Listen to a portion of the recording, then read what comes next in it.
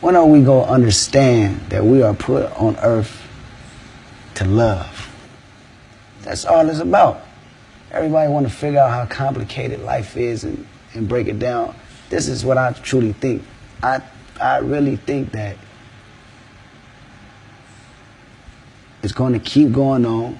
War going to keep going on. Frustration going to keep going on. Anger going to keep going on till we finally go back down to the simplest word, love. If you can expose someone to a stimuli and get a consistent outcome, a lot of marketers and salespeople like to talk about the internal thoughts that someone's has. Like first they need awareness, and then they need blah, blah, blah. And then and so they just make up, they reverse engineer fictitious steps of someone's mental thought process when they have no evidence to support what someone's thinking at all.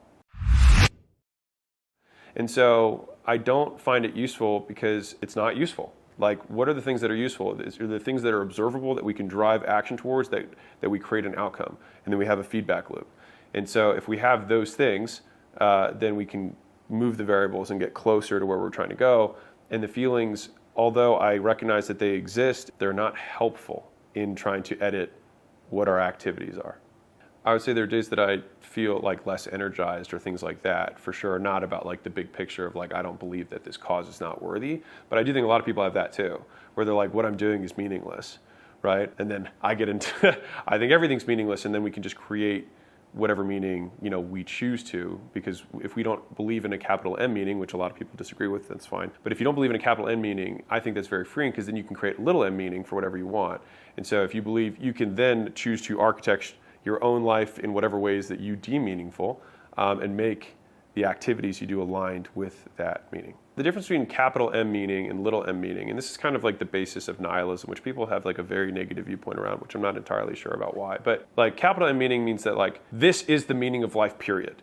Like for everyone, this is the meaning of life. Whereas if we say that there is no single agreed upon meaning of life, and then people say, well, then that is your big meaning of life. And I'm like, yes, you're right. I believe that there is no meaning. That is the meaning that I believe. And they're like,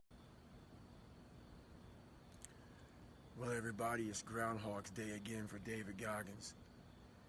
If you pan it down here, you see it's about 3 o'clock in the morning, and there's not a car or a person in sight. If you pan over here, it's the same thing. Not a car or a person in sight.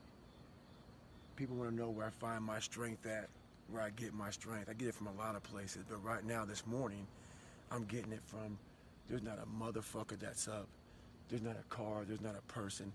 Everybody's in their bed, sleep, dreading that it's a Monday, hate it's a Monday, and I'm loving it. I'm loving that. Where everybody's getting weaker, I'm getting stronger. It's not about the running, the swimming, the push-ups, the sit-ups. It's about what those things do for your mentality. You don't get better on the daggone couch. You get better by coming out here and getting the fuck after it every daggone day. Stay hard.